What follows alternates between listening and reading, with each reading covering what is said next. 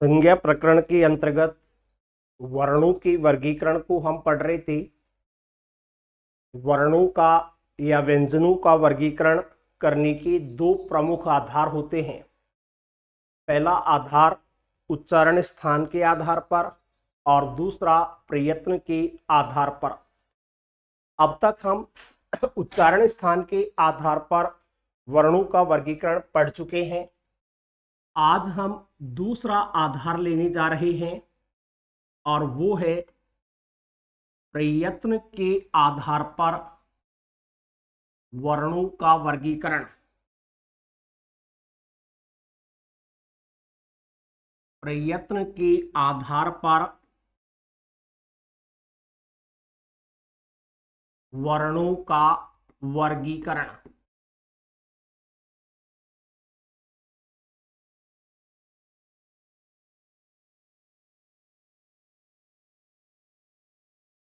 प्रयत्न के आधार पर वर्णों का वर्गीकरण।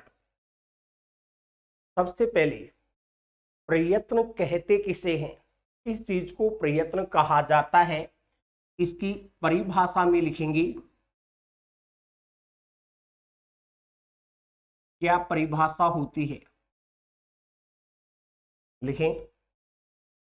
किसी भी वर्ण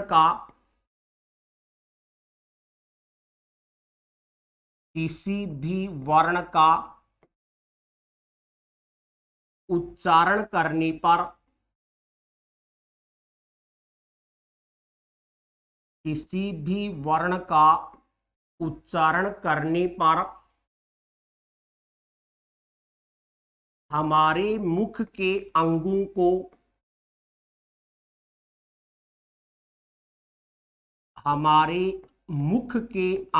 को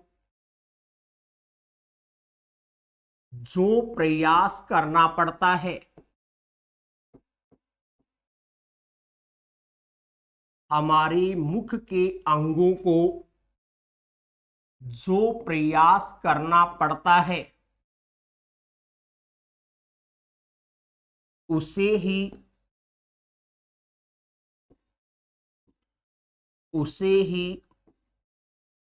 प्रयत्न कहते हैं।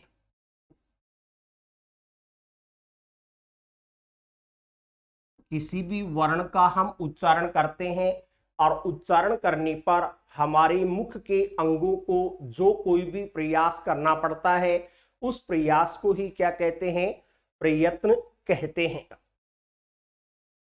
ये तो प्रयत्न की परिभाषा हो जाती है। अब आगे लिखेंगे प्रयत्न के भेद।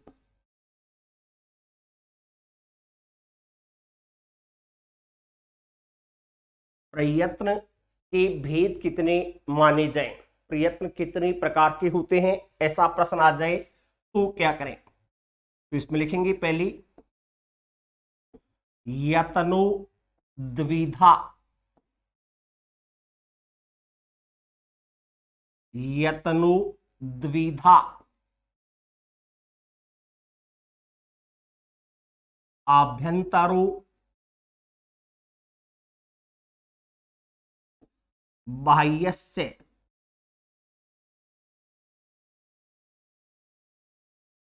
यत्नो द्विधा आभ्यंतरो बाह्यस्य। कभी भी हमसे ये प्रश्न पूछा जाए कि यत्न कितने प्रकार के होते हैं, देखिए प्रयत्न को ही यत्न भी कह देते हैं। प्रयत्न और यत्न दोनों एक ही चीज है। और ये यत्न कितने प्रकार के होते हैं, दो प्रकार के माने जाते हैं। एक आभ्यंतर प्रयत्न होता है और दूसरा बाह्य प्रयत्न होता है। जब भी हम किसी वर्ण का उच्चारण करते हैं तो उच्चारण करते समय श्वास वायु है वो उच्चारण करते समय वर्णों को हमारे होठों से लेकर के कंठ भाग तक के जो अंग हैं उन अंगों को कितना प्रयास करना पड़ता है, ये सभी मुख के अंदर के अंग हो गए। तो होठों से लेकर कंठ मणि तक के अंगों के द्वारा जो प्रयास किया जाता है वह तो आभ्यंतर प्रयत्न कहलाता है। और जब श्वास वायु मुख से बाहर निकलती है तो मुख से बाहर निकलते समय जो प्रयास होता है कि मुख कितना खुल रहा है, होठों का आकार कैसा हो रहा है, इस आधार पर जो प्रयत्न होता है उसे बाह्य प्रयत्न कहा जाता है। तो लिखें पहले तो अर्थात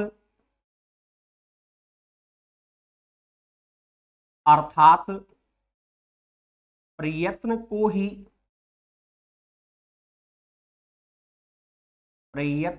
ही यत्न भी कहा जाता है। प्रयत्न को ही यत्न भी कहा जाता है।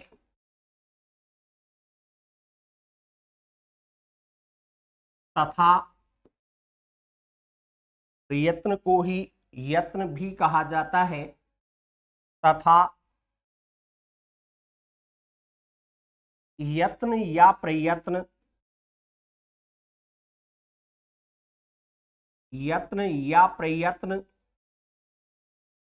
दो प्रकार के माने जाते हैं। यत्न या प्रयत्न दो प्रकार के माने जाते हैं। कभी भी सीधा प्रश्न आपसे आता है यत्न कितने प्रकार के होते हैं, प्रयत्न कितने प्रकार के होते हैं, तो यत्न हो या प्रयत्न हो वे दो प्रकार के माने जाएंगे। अब दो प्रकार के कौन कौन से होते हैं लिख लेंगे। पहला है आभ्यंतर प्रयत्न। पहला जो होता है वो है आभ्यंतर प्रयत्न, और दूसरे प्रकार के प्रयत्न होते हैं उनको कहते हैं बाह्य प्रयत्न।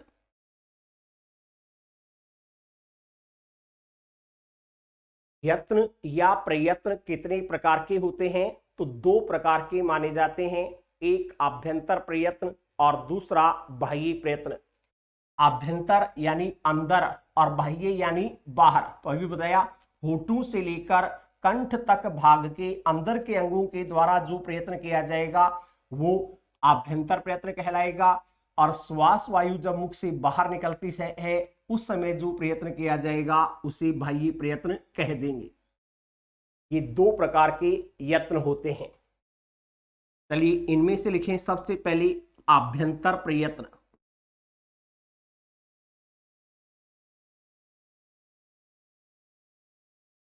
आभ्यंतर प्रयत्न कौन कौन से होते हैं, कैसे कैसे होते हैं। आभ्यंतर प्रयत्न लिखें इसमें किसी भी वर्ण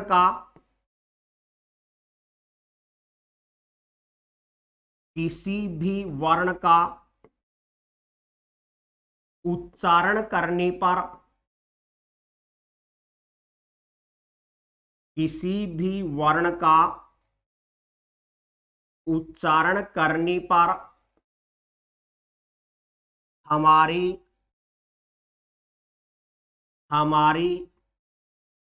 होठों से लेकर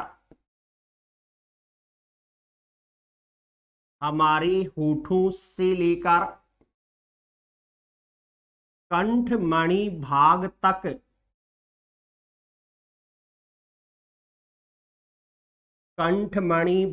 तक के अंगों के द्वारा, कंठमणि भाग तक के अंगों के द्वारा जो प्रयत्न किया जाता है,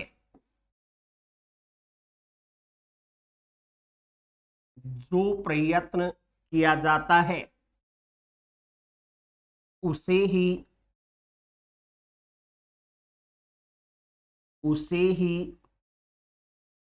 आभ्यंतर प्रयत्न कहते हैं। उसे ही आभ्यंतर प्रयत्न कहते हैं।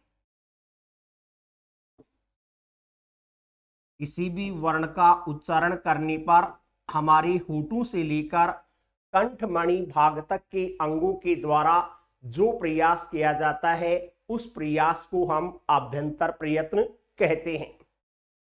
ये आभ्यंतर प्रयत्न की परिभाषा है। चेंज करके लिखेंगे आभ्यंतर प्रयत्न को ही आभ्यंतर प्रयत्न को ही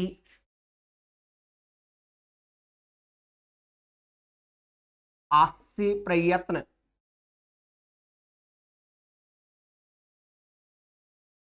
आभ्यंतर प्रयत्न को ही आस्य प्रयत्न अथवा आस्य प्रयत्न अथवा प्रदान प्रयत्न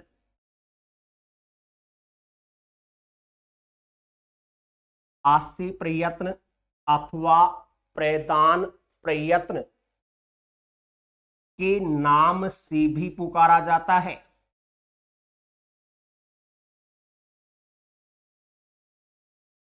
आस्य प्रयत्न को ही आभ्यंतर प्रयत्न आस्य जो आभ्यंतर प्रयत्न है उस आभ्यंतर प्रयत्न को ही आस्य प्रयत्न अथवा प्रदान प्रयत्न के नाम से भी पुकारा जाता है। तीन नाम हो गए, चाहे आभ्यंतर प्रयत्न कह दो, चाहे आस्य प्रयत्न कह दो और चाहे प्रदान प्रयत्न कह दो, ये तीनों एक ही प्रकार के प्रयत्न माने जाते हैं। फिर आगे देखें, अगली चीज लिखेंगे चेंज करके,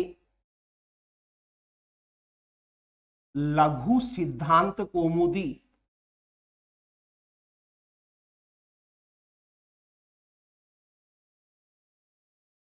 एक रचना है लघु सिद्धांत कौमुदी।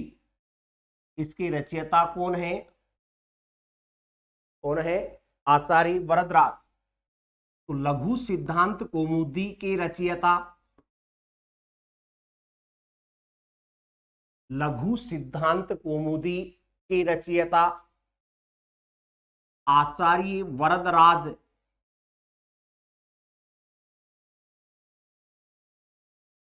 आचार्य वरदराज के अनुसार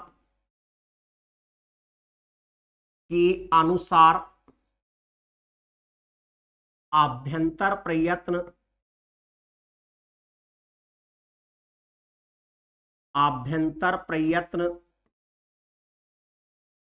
पांच माने जाते हैं।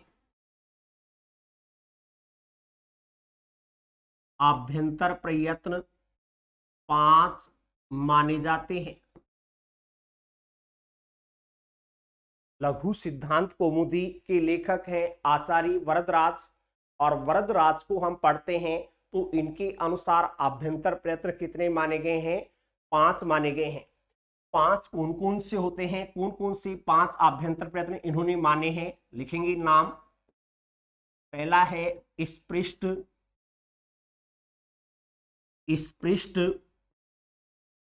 दूसरा है ईसत स्पृष्ट,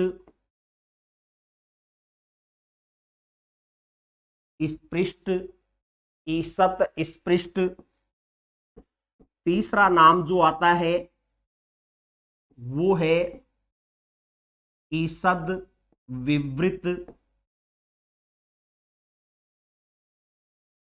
ईसद विवृत। अगर संयुक्त अक्षर इसको बना करके लिखना चाहें तो पुस्तकों में आपको ये ईसद विवृत इस तरीके से लिखा हुआ मिलेगा, ईसद विवृत। फिर चौथा है विवृत और पांचवा है संवृत।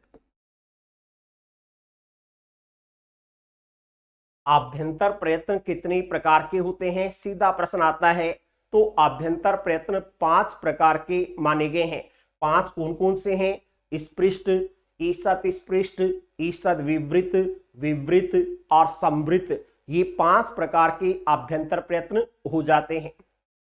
अब परीक्षा में इसका जो प्रश्न आता है वो हमें वर्ण देकर के पूछ लिया जाता है कि कौन से वर्ण का आभ्यंतर प्रयत्न कौन सा होगा। जैसे मान लो हमें दे दिया जाए कि बताओ क का आभ्यंतर प्रयत्न क्या होगा, व का आभ्यंतर प्रयत्न क्या होगा, या फिर से का आभ्यंतर प्रयत्न क्या होगा, या एक आ का आभ्यंतर प्रयत्न क्या होगा, या फिर ए का आभ्यंतर प्रयत्न क्या होगा? तो देखिए इनमें स्पष्ट है, सीधा सा उत्तर है, जो स्पर्श व्यंजन होते हैं कैसे लेकर के मैं तक के 25 स्पर्श व्यंजन होते हैं, वे सभी के सभी 25 स्पर्श व्यंजन स्पृष्ट प्रयत्न में आ जाते हैं। कैसे लेकर के मैं तक का कोई भी वर्ण आ जाए और उसका अभ्यंतर प्रयत्न पूछा जाए तो उत्तर होगा स्पृष्ट। फिर ये व रेले ये 4 अंतस्थ व्यंजन कहलाते हैं। इन अंतस्थ व्यंजनों का अभ्यंतर प्रयत्न पूछें तो उत्तर होगा ईसत स्पृष्ट। ये व रेले चारों किस में जाएंगे? ईसत स्पृष्ट में। फिर से है, ये 4 उष्म व्यंजन है। अगर इन से है का अभ्यंतर प्रयत्न पूछे तो उत्तर होगा ईसद विवृत। से है, चारों के चारों उष्म व्यंजनों का अभ्यंतर प्रयत्न ईसद विवृत होता है। फिर कोई भी स्वर आता है, सभी स्वरों का अभ्यंतर प्रयत्न पूछा जाए तो स्वरों का अभ्यंतर प्रयत्न विवृत होगा। स्वरों का अभ्यंतर प्रयत्न विवृत होगा। और ह्रस्व ए, जो ह्रस्व ए होता है, इस ह्रस्व ए की एक स्थिति या दशा दी जाती है प्रयोग दशा। इसकी 2 दशाएं मानते हैं, एक प्रयोग दशा, एक प्रक्रिया दशा। अभी हम इसको विस्तार से पढ़ेंगे। अगर प्रयोग दशा का ह्रस्व ए आता है तो उसका अभ्यंतर प्रयत्न समृत माना जाता है, क्योंकि ये स्वरों में भी आता है, स्वर है, इसलिए इसको विवृत अभ्यंतर प्रयत्न में भी ले लेते हैं, तो साथ में समृत अभ्यंतर प्रयत्न में भी ले लेते हैं। इसमें अंतर क्या होता है, किस प्रकार से इसके अंतर को देखा जाता है, कहां समृत होगा कहां विवृत होगा, इसको देखा जाए तो प्रयोग दशा और प्रक्रिया दशा, ये 2 नाम आपके सामने निकल करके आएंगे। प्रयोग दशा का मतलब क्या होता है कि कोई भी हमें शब्द दे दिया जाता है, जैसे राम शब्द है, कृष्ण शब्द है, कोई भी शब्द दे दिया गया, राम है, कृष्ण है, अश्व है। यदि किसी एक ही शब्द के अंत में, एक ही पद के अंत में ह्रस्व ए स्वर का प्रयोग हो रहा हो, यहां मैं में ए जुड़ा हुआ है, अणे में ए जुड़ा हुआ है, वै में ए जुड़ा हुआ है, अगर किसी एक ही शब्द के अंत में ह्रस्व ए का प्रयोग होता है तो वहां उस ह्रस्व ए की प्रयोग दशा मानी जाती है और ऐसे ए का अभ्यंतर प्रयत्न समृत माना जाएगा। एक ही शब्द के अंत में ए आ रहा है और उसका अभ्यंतर प्रयत्न पूछा जाता है तो वो समृत में जाता है। और एक दशा मानी जाती है प्रक्रिया दशा। प्रक्रिया दशा का मतलब क्या होता है, संधि कार्य एक तरह से आप जान सकते हैं। अगर हमें कोई किसी प्रकार का संधि कार्य करना होता है तो उसे प्रक्रिया दशा कहते हैं। जैसे मान लो आपसे शब्द दे दिया गया कि राम प्लस अनुज है, इसकी संधि करके बताएं, तो ये संधि कार्य ही एक तरह से प्रक्रिया दशा है। और प्रक्रिया दशा में यदि किसी शब्द के अंत में या दूसरे पद के आरंभ में ह्रस्व ए आ जाता है तो वहां उसकी प्रक्रिया दशा मानी जाती है और ऐसे ए का अभ्यंतर प्रयत्न विवृत ही माना जाएगा, स्वर मानते हुए विवृत ही होगा।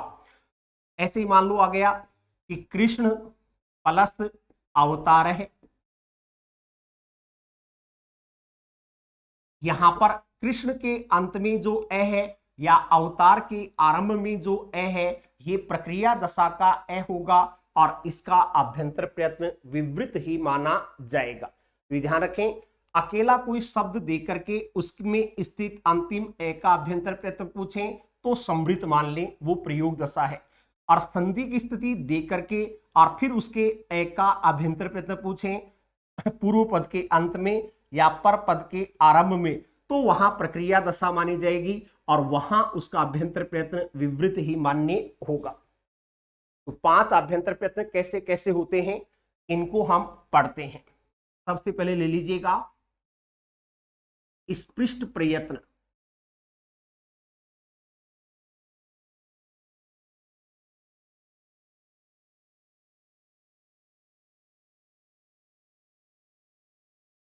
स्पृष्ट प्रयत्न किनका होता है, इसके लिए सूत्र लिखेंगे। सूत्र है स्पृष्टम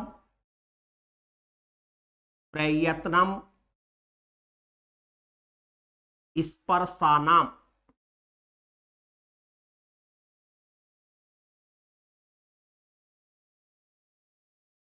स्पृष्टम प्रयत्नम स्पर्शानाम, स्पृष्टम प्रयत्नम स्पर्शानाम का क्या तात्पर्य है? सीधा लिखा हुआ है कि स्पर्श व्यंजनों का आभ्यंतर प्रयत्न स्पृष्ट होता है। तो सीधा लिख लो आप, अर्थात अर्थात कैसे लेकर मैं तक के, कैसे लेकर मैं तक के 25 स्पर्श व्यंजनों का 25 स्पर्श व्यंजनों का आभ्यंतर प्रयत्न का आभ्यंतर प्रयत्न स्पृष्ट होता है। कैसे लेकर मैं तक के 25 स्पर्श व्यंजनों का आभ्यंतर प्रयत्न स्पृष्ट होता है। कैसे लेकर मैं तक का कोई भी वर्ण आ जाए और उसका आभ्यंतर प्रयत्न पूछा जाए तो उत्तर क्या बताना है? स्पृष्ट हो जाएगा। सबसे पहला हो गया स्पृष्ट। दूसरे नंबर पर ईसत स्पृष्ट,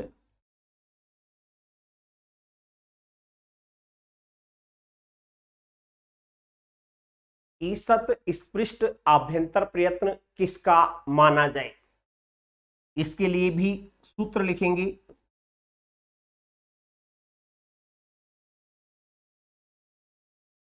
सूत्र है ईसत स्पृष्टम अंतस्थानाम,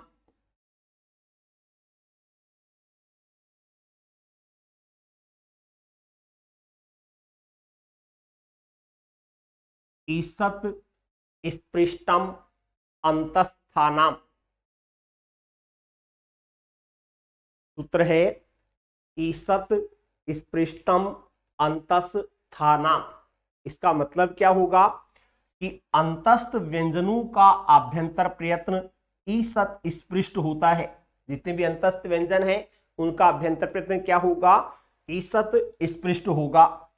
लिखें इसमें भी, अर्थात अर्थात ये वे रे ले, ये वे रे ले, इन चारों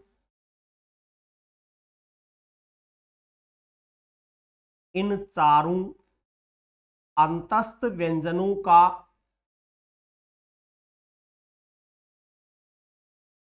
इन चारों अंतस्थ व्यंजनों का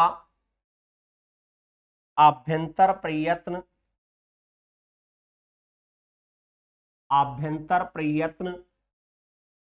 ईसत स्पृष्ट होता है। ये वे रेले, इन चारों अंतस्थ व्यंजनों का आभ्यंतर प्रयत्न ईसत स्पृष्ट होता है। कैसे लेकर मैं तक 25 स्पर्श व्यंजन स्पृष्ट में जाएंगी, ये वे रेले चारों ईसत स्पृष्ट में चली जाएंगी। फिर तीसरा जो है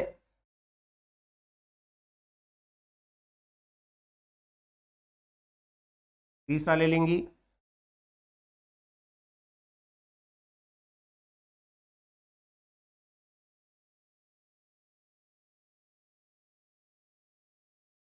ईसद विवृत,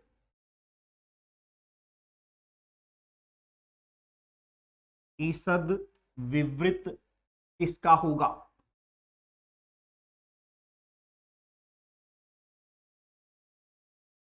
ईसद विवृत के लिए भी सूत्र लिखेंगे। वो सूत्र आता है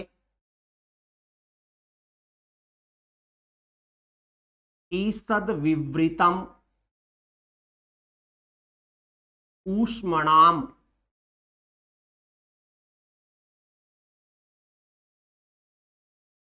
ईषद विवृतम ऊष्मणाम।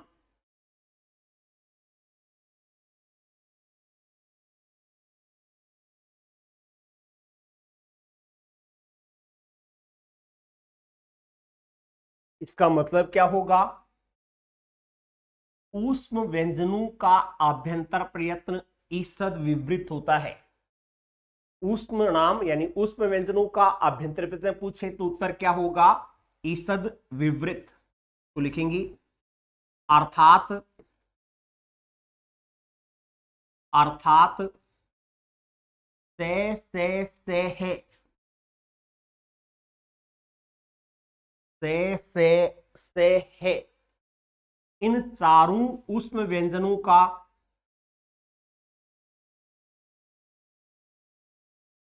इन चारों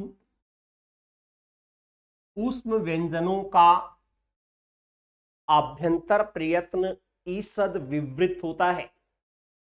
इन चारों ऊष्म व्यंजनों का आभ्यंतर प्रयत्न ईषद विवृत होता है।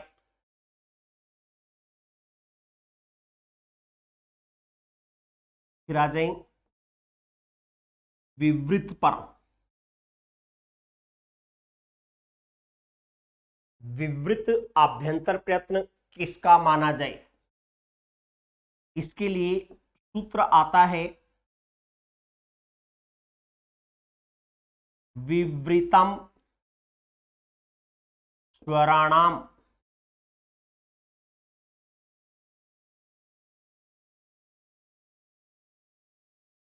विवृतम स्वराणाम। सूत्र है विवृतम स्वराणाम। इसमें सीधा लिखा हुआ सभी स्वरों का आभ्यंतर प्रयत्न पूछें तो उत्तर क्या बताना है? विवृत होगा। तो लिखिएगा अर्थात अर्थात सभी स्वर वर्णों का सभी स्वर वर्णों का आभ्यंतर प्रयत्न विवृत होता है। सभी स्वरों का आभ्यंतर प्रयत्न क्या होगा? विवृत माना जाएगा। अब देखिए सभी वर्ण अब तक लगभग आ चुके हैं। कैसे मैं तक 25 स्पर्श व्यंजन है तो स्पृष्ट उत्तर दे दो। ये अवरल है, ये अंतस्थ व्यंजन है तो ईषद स्पृष्ट उत्तर दे दो। फिर से है ऊष्म व्यंजन है तो ईषद विवृत बता दो, और स्वर आ जाए तो विवृत बता दो। तो फिर समृद्ध किसका होगा? अब 5वें नंबर पर लिखेंगे समृद्ध। इसका सूत्र लिखेंगे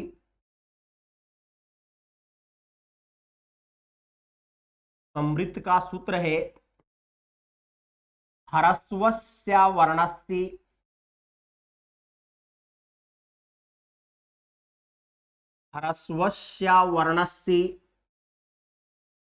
प्रयोगे समृतम। ह्रस्वस्य वर्णस्य प्रयोगे समृतम। इसी में नीचे लिखेंगे प्रक्रिया दशायाम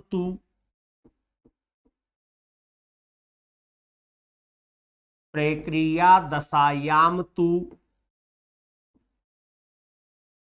विवृतम एव।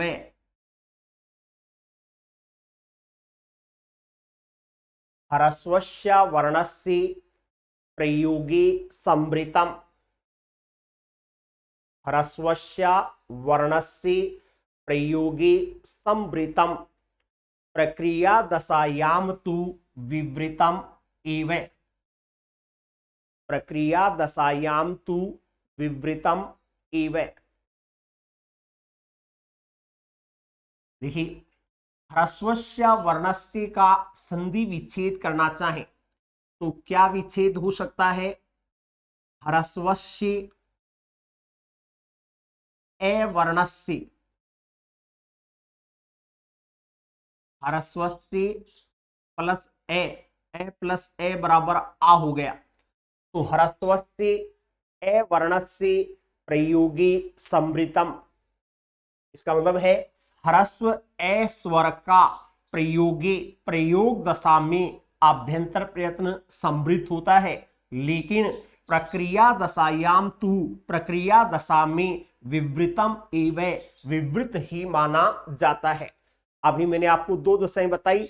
अगर अकेला कोई शब्द आता है और अकेले शब्द के अंत में ए आ रहा हो, ह्रस्व ए आ रहा हो, तो वो प्रयोग दशा का ए माना जाएगा और उसका अभ्यंतर प्रयत्न संवृत होगा। लेकिन संधि कार्य को प्रक्रिया दशा कहते हैं, और प्रक्रिया दशा में अगर पूर्व पद के अंत में या पर पद प्लस के बाद में शुरू में ए ह्रस्व ए मिल जाए तो उसकी प्रक्रिया दशा मानी जाएगी और उसका अभ्यंतर प्रयत्न विवृत ही होगा, स्वरूप की तरह विवृत माना जाएगा। तो इसका अर्थ लिखें पहले तो, अर्थात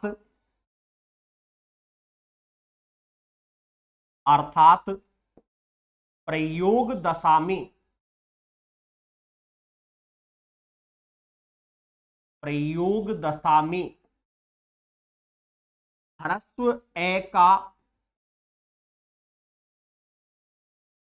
ह्रस्व ए का आभ्यंतर प्रयत्न, ह्रस्व ए का आभ्यंतर प्रयत्न संवृत होता है,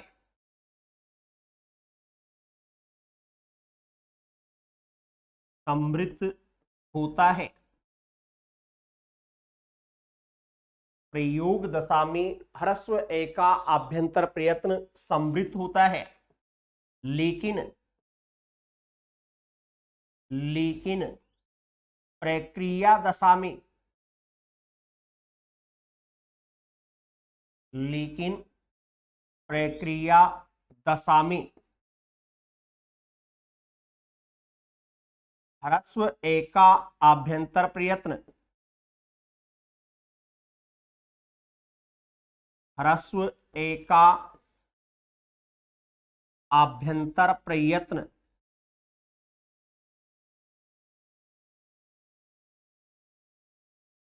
विवृत ही माना जाता है।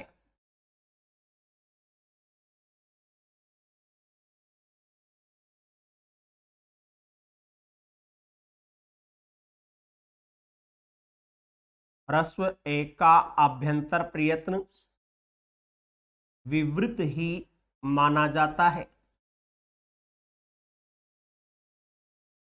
प्रयोग दशा में ह्रस्व ए का आभ्यंतर प्रयत्न क्या होगा? संवृत होता है, लेकिन प्रक्रिया दशा में ह्रस्व ए का आभ्यंतर प्रयत्न विवृत ही माना जाता है। ये तो सीधा उत्तर हो जाएगा। अब प्रयोग दशा क्या होती है और प्रक्रिया दशा क्या होती है, इसके बारे में देखें। पहली लिखेंगे प्रयोग दशा।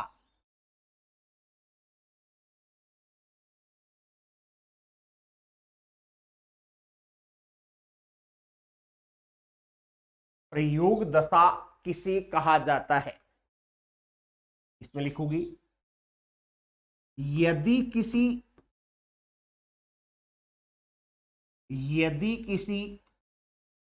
एक ही शब्द के अंत में, यदि किसी एक ही शब्द के अंत में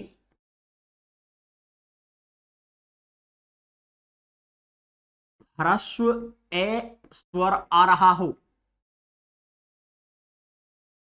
एक ही शब्द के अंत में ह्रस्व ए स्वर आ रहा हो, तो वहां उसकी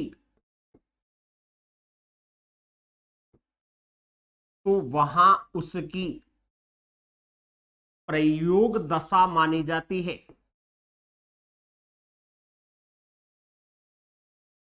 वहां उसकी प्रयोग दशा मानी जाती है। तथा तथा ऐसे ह्रस्व ए का तथा ऐसे ह्रस्व ए का आभ्यंतर प्रयत्न ऐसे ह्रस्व ए का आभ्यंतर प्रयत्न संवृत्त माना जाता है। ऐसे ए का आभ्यंतर प्रयत्न संवृत्त माना जाता है। यथा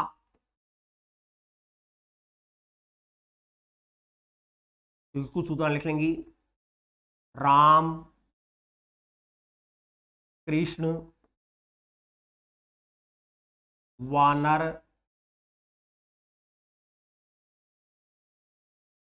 अश्व,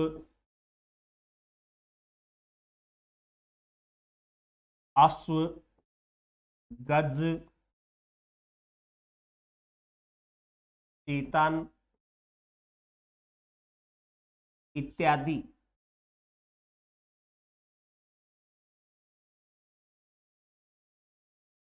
ये उदाहरण आपके सामने है। अकेला स्वतंत्र शब्द है। इनके अंत में देखिए, सभी के अंत में ह्रस्व ए स्वर आ रहा है। तो आप विश्लेषण करेंगे इन शब्दों का, तो सभी के अंत में ह्रस्व ए लिखा हुआ मिलेगा। तो इस ह्रस्व ए का आभ्यंतर प्रयत्न, हम इसकी दशा पूछें तो प्रयोग दशा मानी जाएगी, और इसका आभ्यंतर प्रयत्न पूछें तो समृद्ध सही उत्तर माना जाएगा। ये तो प्रयोग दशा हो जाती है। अब लिखेंगे दूसरी, प्रक्रिया दशा।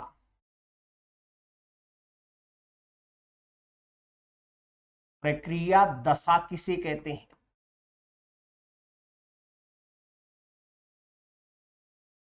इसमें लिखेंगे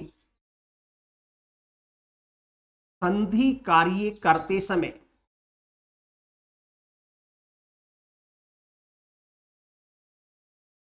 प्रक्रिया दशा का मतलब है संधि कार्य करते समय यदि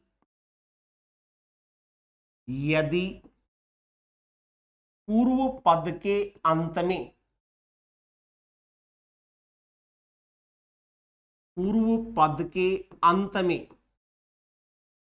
अथवा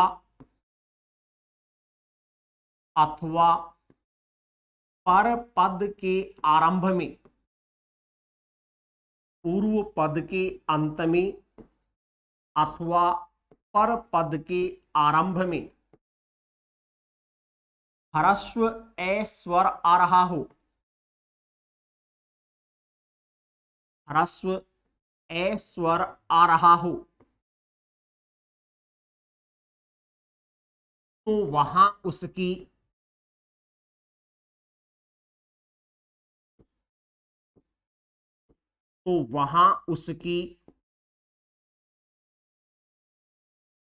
प्रक्रिया दशा मानी जाती है। तो वहां उसकी प्रक्रिया दशा मानी जाती है। तथा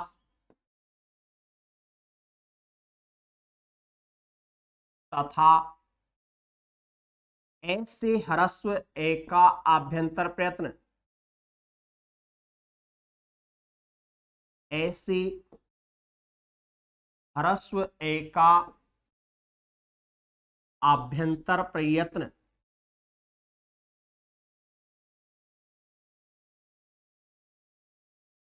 विवृत माना जाता है। ऐसे ए का आभ्यंतर प्रयत्न विवृत माना जाता है।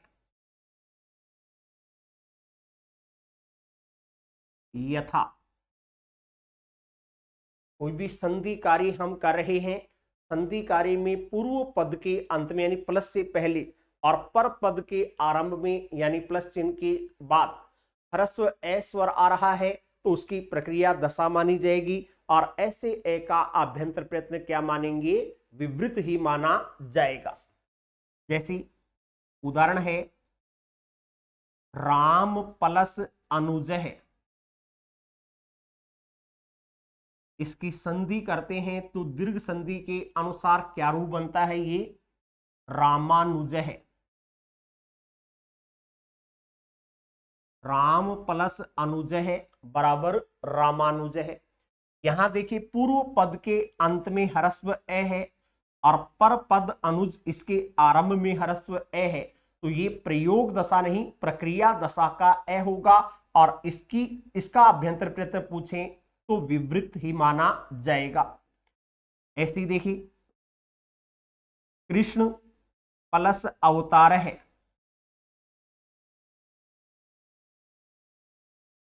कृष्ण प्लस अवतार है की संधि करेंगे तो शब्द क्या बनेगा, कृष्णावतार है।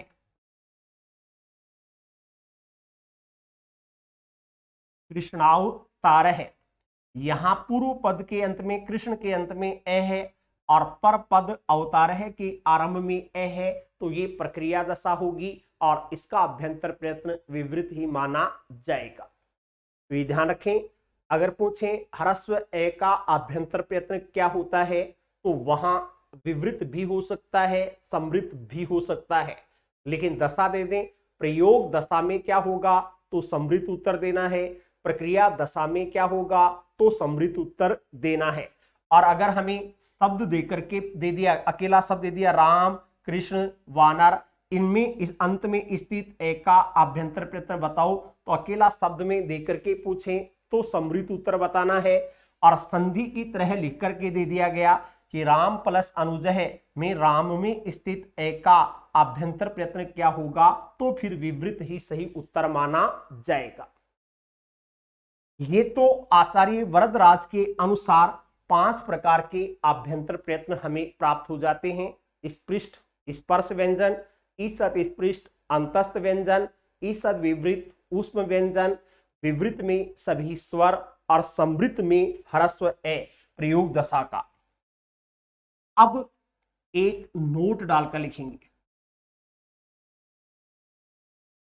मान लो हमसे पूछ लिया जाता है कि वैयाकरण सिद्धांत कौमुदी के अनुसार या फिर भट्टोजी दीक्षित के अनुसार अभ्यंतर प्रयत्न कितने माने गए हैं। वरदराज आचार्य के गुरु हैं भट्टोजी दीक्षित, इनकी रचना वैयाकरण सिद्धांत कौमुदी है, तो उसको पढ़ते हैं तो उसमें 4 ही अभ्यंतर प्रयत्न बताए गए हैं, 5 नहीं। वैयाकरण सिद्धांत कौमुदी के अनुसार अभ्यंतर प्रयत्नों की संख्या 4 होगी।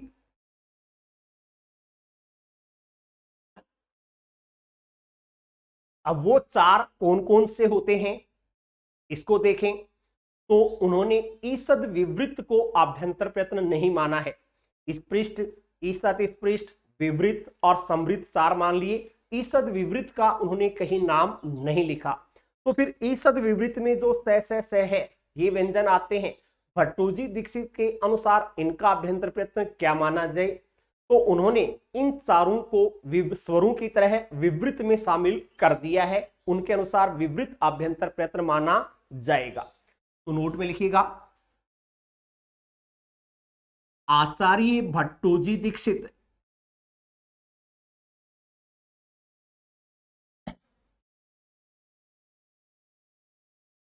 आचार्य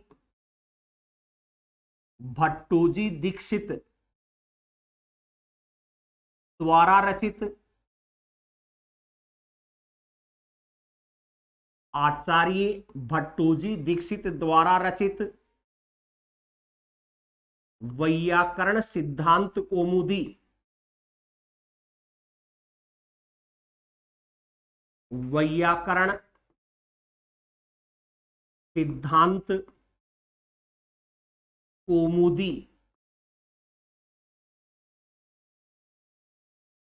रचना के अनुसार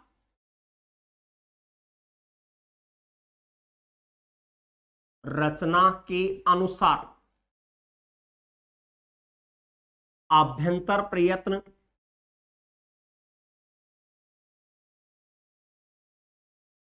अभ्यंतर प्रयत्न 4 ही माने गए हैं। 4 ही माने गए हैं।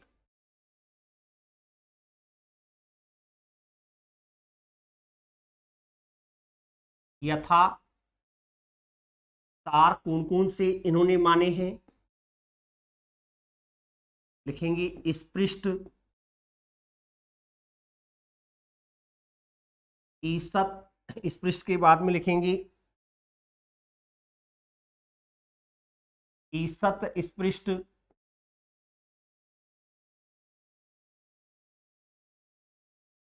ईसत स्पृष्ट। तीसरा है विवृत और समृत।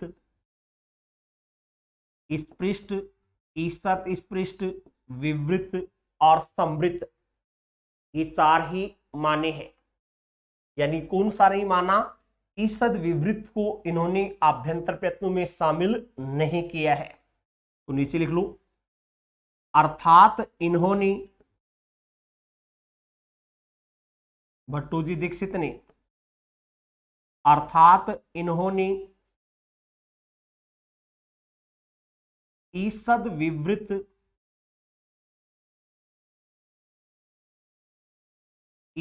विवृत को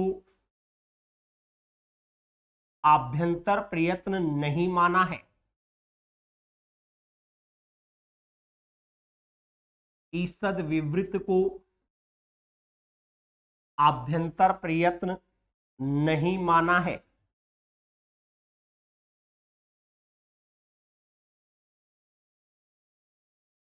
भट्टोजी दीक्षित के अनुसार कौन सा आभ्यंतर प्रयत्न 5 में शामिल नहीं है, 4 में शामिल नहीं है, तो ईसद विवृत को 4 में शामिल नहीं माना गया। तो फिर इसके अंतर्गत आने वाले सह का क्या करें, तो लिखेंगे इनके अनुसार, इनके अनुसार चेंज करके लिख लेना, से है,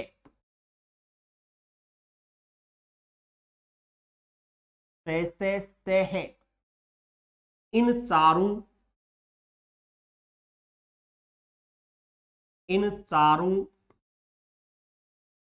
ऊष्म व्यंजनों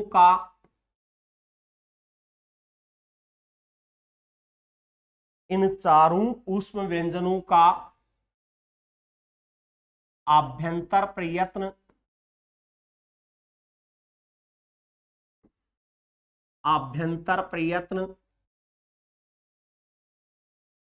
विवृत ही माना गया है। विवृत ही माना गया है।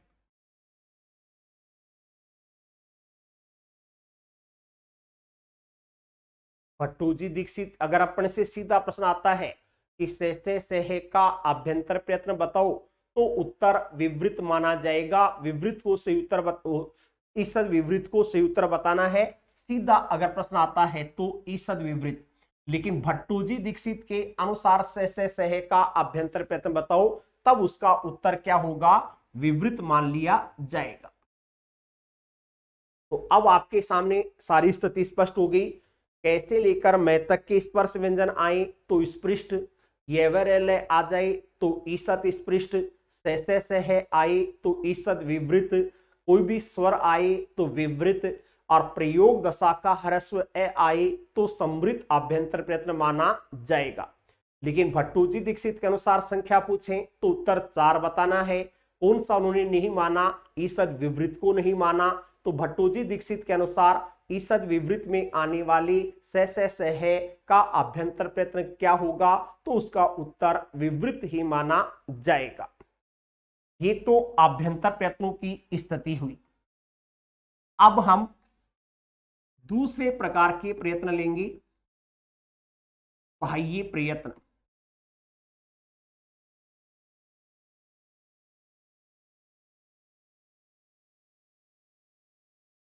दूसरे प्रकार के प्रयत्न आते हैं बाह्य प्रयत्न। ये कौन से होते हैं, पहले परिभाषा में लिख लो, किसी भी वर्ण का, किसी भी वर्ण का उच्चारण करने पर, उच्चारण करने पर श्वास वायु के, श्वास वायु के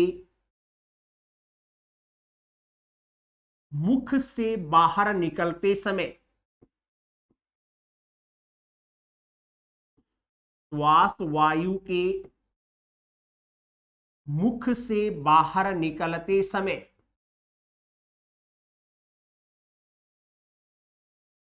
जो प्रयास किया जाता है,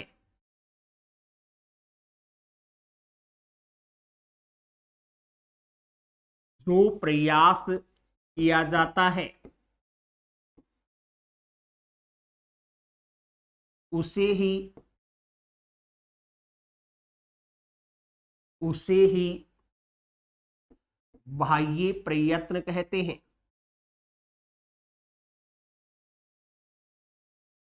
उसे ही बाह्य प्रयत्न कहते हैं। किसी भी वर्ण का हम उच्चारण करते हैं, उच्चारण करते समय श्वास वायु मुख से बाहर निकलती है, उस समय हमारे मुख के अंगों के द्वारा जो प्रयत्न किया जाएगा उस प्रयत्न को हम बाह्य प्रयत्न कहते हैं। चेंज करके लिखेंगी, बाह्य प्रयत्न को ही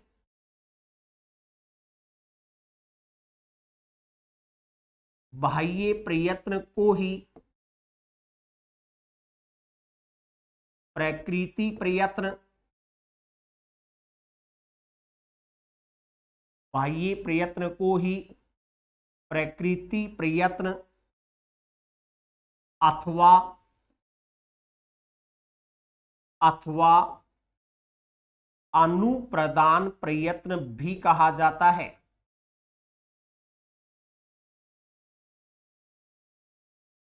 अनुप्रदान प्रयत्न भी कहा जाता है।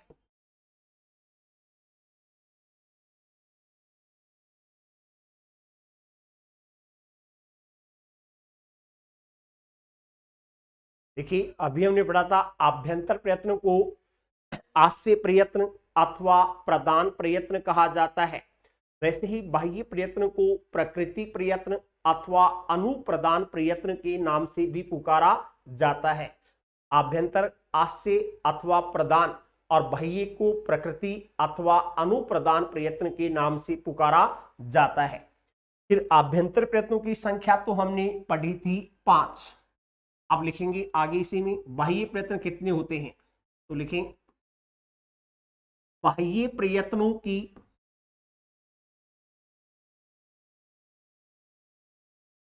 बाह्य प्रयत्नों की कुल संख्या 11 मानी जाती है। बाह्य प्रयत्नों की कुल संख्या 11 मानी जाती है। यथा 11 कौन कौन से होते हैं, 11 बाह्य प्रयत्न कौन कौन से होंगे, लिखेंगे पहला है विवार, विवार, फिर समवार, संवार, श्वास, श्वास, नाद, नाद, घोष, घोष के ही कोष्टक में सघोष भी लिख सकते हैं, घोष या सघोष एक ही बात होती है, घोष। फिर छठे नंबर पर लिखें अघोष,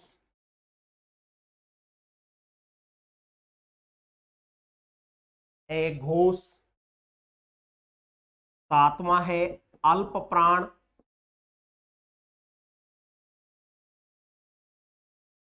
अल्प प्राण।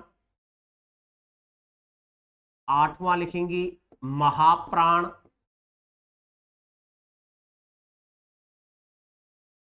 महाप्राण, फिर है उदात, उदात, अनुदात, अनुदात और स्वरित।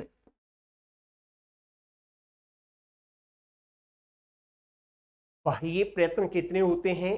11 होते हैं। 11 कौन कौन से हैं? विवार, संवार, श्वास, नाद, घोष, एघोष, अल्प प्राण, महाप्राण, उदात, अनुदात, स्वरित। ये 11 प्रकार के बाह्य प्रयत्न माने जाते हैं। अब देखिए कौन से वर्ण का कौन सा बाह्य प्रयत्न होगा, तो ध्यान रखें कोई भी स्वर देकर के पूछा जाता है तो हर स्वर के 3 बाह्य प्रयत्न होते हैं। कोई भी स्वर आपको दे दिया जाए कि आ का बाह्य प्रयत्न बताओ, ए का बाह्य प्रयत्न बताओ, री का बाह्य प्रयत्न बताओ, तो हर स्वर के 3 बाह्य प्रयत्न हमें बताने हैं। और वो 3 कौन कौन से होते हैं? एक होता है उदात, दूसरा है अनुदात और तीसरा है स्वरित। तो उदात, अनुदात, स्वरित ये तो स्वरों के बाह्य प्रयत्न माने जाते हैं। इनको हम स्वर वर्गीकरण में पढ़ भी चुके हैं। ऊर्ध्व भाग वाला उदात, अधो भाग वाला अनुदात और मध्य भाग वाला स्वरित। तो कोई भी स्वर देकर के री, उ, ए, आई कोई भी दे दिया जाए और उसका बाह्य प्रयत्न पूछें तो 3 बाह्य प्रयत्न बताने हैं, उदात, अनुदात और स्वरित। फिर अगर कोई व्यंजन हमें दे दिया जाता है कि कै के बाह्य प्रयत्न बताओ, ते के बाह्य प्रयत्न बताओ या मैं के बाह्य प्रयत्न बताओ, तो प्रत्येक व्यंजन के 4 बाह्य प्रयत्न आपको बताने हैं। वो 4 कैसे कैसे होते हैं इसको थोड़ा सा मौखिक पढ़ें तो देखिए 4 कैसे बताएंगे। कोई भी वर्ग आपके पास में है, उस प्रत्येक वर्ग का पहला या दूसरा वर्ण लिखा हुआ मिल जाए, के, खे, ते, छे, ते, ठे, ते, थे, पे, फे, पहला या दूसरा वर्ण हो, अथवा तीनों से तालव्य, मूर्धन्य और दंती, इन तीनों में से कोई सा भी से आपको लिखा हुआ मिल जाए तो उसका बताना है विवार, श्वास, एघोष। ये 3 आप बता सकते हैं, विवार, श्वास, एघोष। दूसरी स्थिति, अगर हमारे पास में प्रत्येक वर्ग का तीसरा, चौथा, पांचवां वर्ण हो,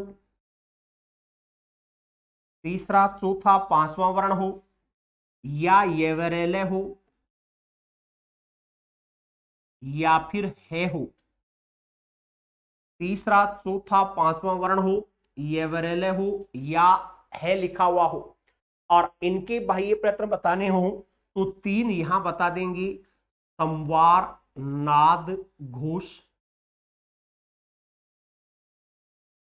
3 तो ऐसे ले लेने हैं, प्रत्येक वर्ग का पहला या दूसरा वर्ण आए अथवा तीनों से में से कोई सा से आए तो बताना है विवार, श्वास, एघोष। और प्रत्येक वर्ग का तीसरा, चौथा या पांचवां वर्ण हो या येवरेले हो या है हो तो बताना है संवार, नाद, घोष। फिर इनके साथ एक लेना है अल्प प्राण या महाप्राण। 3 तो ये हो ही गए। 3 के साथ एक और जुड़ेगा, वो या तो अल्प प्राण जुड़ेगा या महाप्राण जुड़ेगा। अब इनको कैसे जोड़ना है, तो अगर आपके पास में किसी भी वर्ग का विषम संख्या वाला वर्ण लिखा हुआ आ जाए, विषम वर्ण का मतलब पहला, तीसरा, पांचवा या फिर ये व रेले इनमें से आ जाए तो अल्प प्राण जोड़ देना है। अल्प प्राण इनका एक और बाह्य प्रयत्न माना जाता है। और यदि सम वर्ण आ जाए, सम यानी किसी भी वर्ग का दूसरा या चौथा वर्ण अथवा से है, ये ऊष्म व्यंजन आ जाए तो इनको महाप्राण में शामिल कर लेना है। विषम वर्ण या यवरलय हो तो अल्प प्राण, और सम वर्ण या से हो तो महाप्राण एक और बता देना है। अब देखो कोई भी पूछ ले, जैसे हमसे पूछा गया कि के बाह्य प्रयत्न बताओ, तो हर व्यंजन के 4 बाह्य प्रयत्न बताने हैं।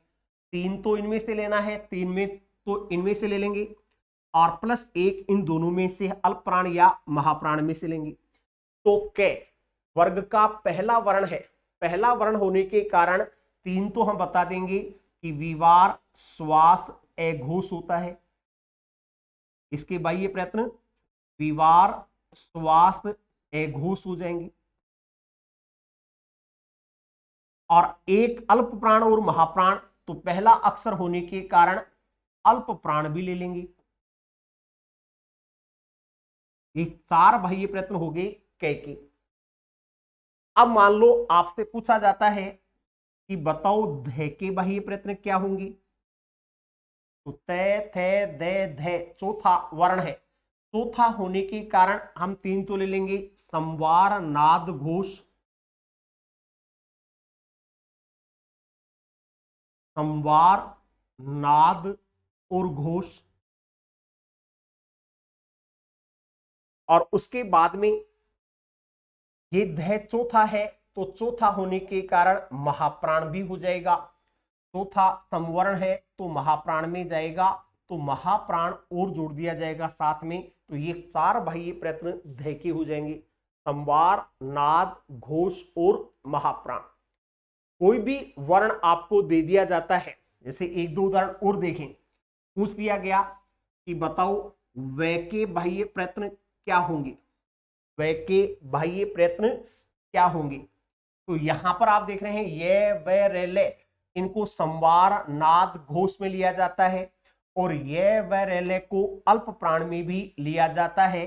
तब हम इसके 4 बता देंगे, एक तो संवार, नाद, घोष,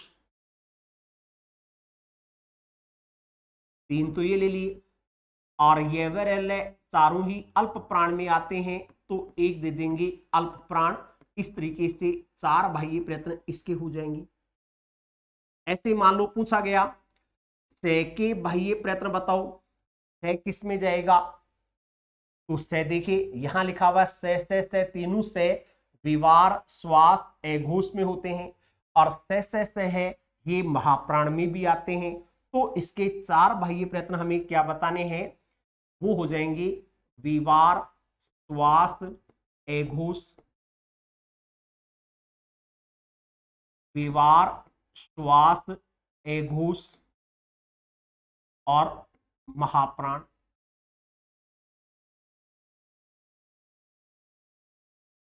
इस तरीके से इनका विश्लेषण होगा। ये तो मौखिक प्रक्रिया से आपको बताया गया।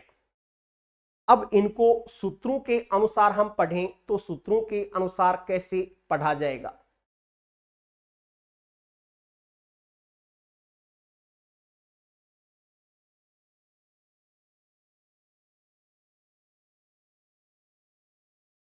लिख लें आगे, आज थोड़ी सी लंबी क्लास ले लेते हैं। सूत्रों के अनुसार बाह्य प्रयत्न, जो हमने अभी मुख्य पढ़ा है उसी को सूत्रों में ले लेंगे।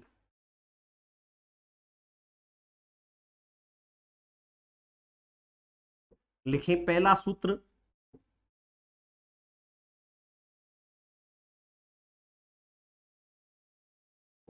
खरो विवारा, खरो विवारः श्वासा एघोषाश्च।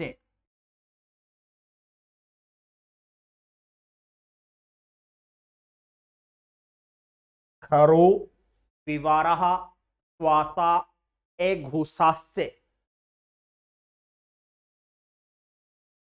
खरोः विवारः श्वासा एघोषाश्च। इसका मतलब क्या होगा, लिख लेंगी खरो यानी खर प्रत्याहार, तो अर्थात खर प्रत्याहार में, खर प्रत्याहार में आने वाले वर्णों, खर प्रत्याहार में आने वाले वर्णों, कौन कौन सी वर्ण आएंगी खर प्रत्याहार में?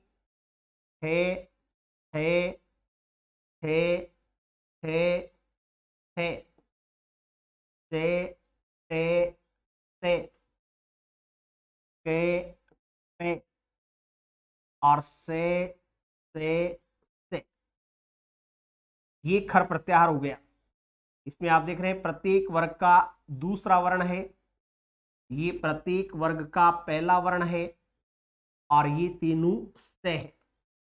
तो खर प्रत्याहार में आने वाले वर्णों के बाह्य प्रयत्न, के बाह्य प्रयत्न विवार श्वास एघोष होते हैं। विवार श्वास एघोष होते हैं।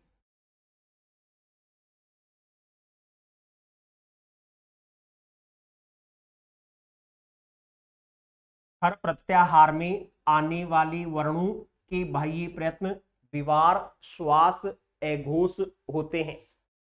अभी हमने जो लिखा था उसके अनुसार आप देख सकते हैं खर प्रत्याहार किसका होगा। ये प्रत्येक वर्ग का पहला दूसरा वर्ण और से और वही चीज यहां आ रही है खर प्रत्याहार में, प्रत्येक वर्ग का पहला दूसरा वर्ण और से का बाह्य प्रयत्न क्या होगा? विवार श्वास एघोष, तीन बताना है। पहला सूत्र हो गया खरो विवारा श्वासा एघोषा से। दूसरा सूत्र लिखेंगे हसह संवारः नादः घोषास्य।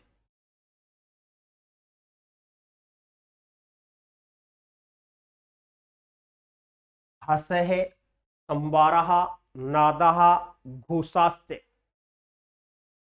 हसः संवारः नादः घोषास्य। इसका मतलब क्या हुआ? लिखेंगे अर्थात, अर्थात हस प्रत्याहार में आने वाले वर्णों, हस प्रत्याहार में आने वाले वर्णों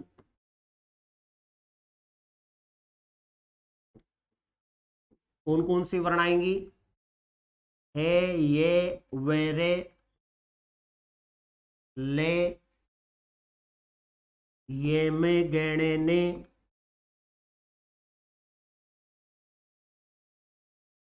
हे, भे, हे, ढे, धे और जब गड दे।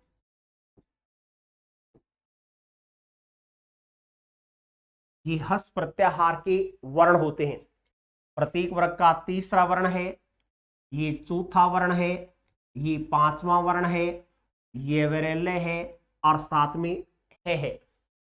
प्रत्येक वर्ग का तीसरा चौथा पांचवा वर्ण ये विरल्य और है के भाई, आगे लिख लेंगे के बाह्य प्रयत्न, के बाह्य प्रयत्न संवार नाद घोष होते हैं। संवार नाद घोष होते हैं। खर प्रत्याहार में विवार श्वास एघोष और हस प्रत्याहार में संवार नाद घोष आ जाएंगे। फिर तीसरा सूत्र, तीसरा लिखेंगे वर्गाणाम प्रथम तृतीय पंचम,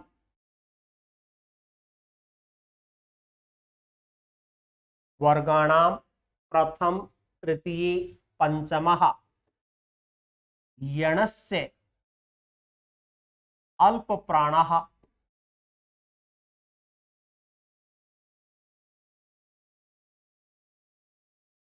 वर्गाणाम प्रथम तृतीय पंचम, यणस्य अल्प प्राणः। वर्ग के पहले तीसरे पांचवें वर्ण का और यण वर्णों का बाह्य प्रयत्न अल्प प्राण भी होता है, ये इसका अर्थ हो जाएगा। वर्गाणाम प्रथम तृतीय पंचम यणस्य अल्प प्राणः, तो लिख लेंगे अर्थात प्रत्येक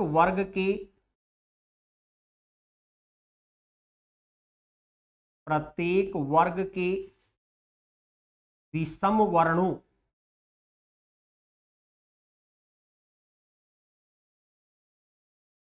विषम वर्ण का मतलब 1 3 5, प्रथम तृतीय पंचम, एवं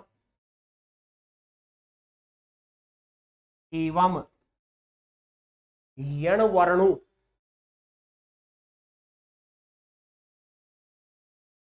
यण वर्णों का मतलब है ये वरेले,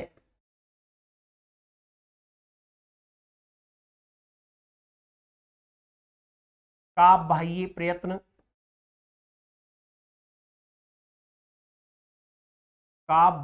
प्रयत्न, अल्प प्राण भी होता है।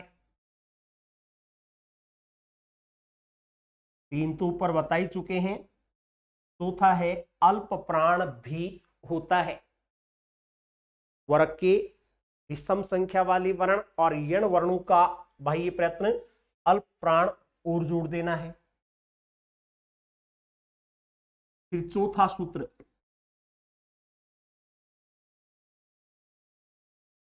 वो आता है वर्गाणाम द्वितीय चतुर्थौ,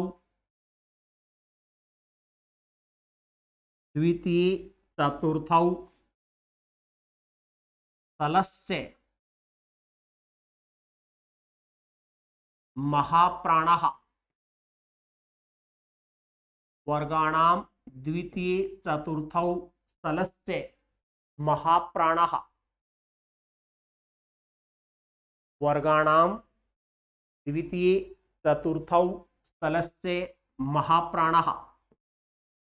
इसका मतलब क्या होगा, देखेंगे, अर्थात प्रत्येक वर्ग के समवर्णों, समवर्णों का मतलब दूसरा और चौथा वर्ण, प्रत्येक वर्ग के समवर्णों एवं सलवर्णों,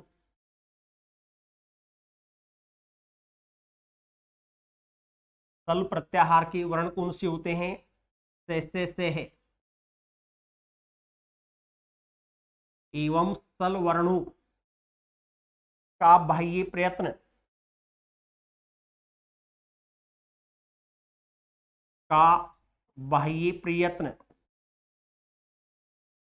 महाप्राण भी होता है। तीन वहां पहले आ चुके हैं और चौथा इनमें से महाप्राण भी होता है।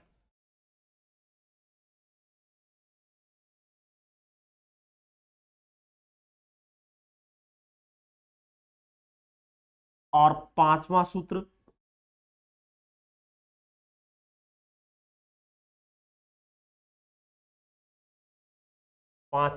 है स्वराणाम उदाता नुदात स्वरिताश्च,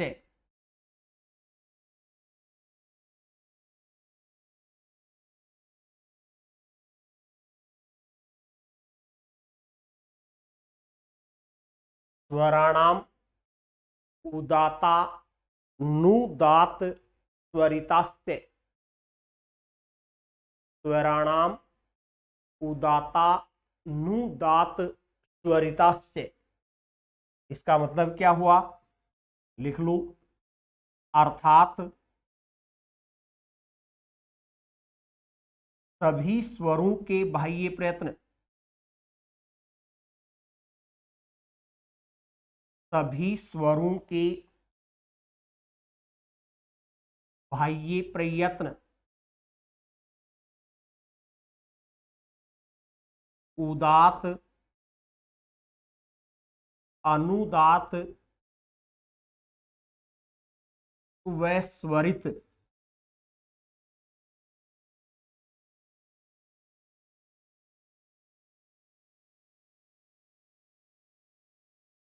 उदात अनुदात व स्वरित होते हैं।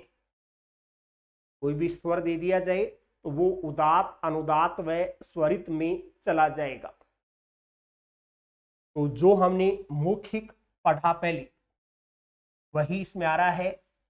कौन सा वर्ण है, स्वरों का पूछे तो प्रत्येक स्वर के 3 बाह्य प्रयत्न आपको बताए थे। हर स्वर के उदात अनुदात और स्वरित ये हो जाएंगे। व्यंजन का पूछे तो हर व्यंजन के 4 बाह्य प्रयत्न होंगे, और वो 4 कौन कौन से होते हैं बता दिए। पहले विवार श्वास अघोष में पहला दूसरा वर्ण और से संवार नाद घोष में तीसरा चौथा पांचवा वर्ण, और येवरेले और है को ले लिया जाएगा।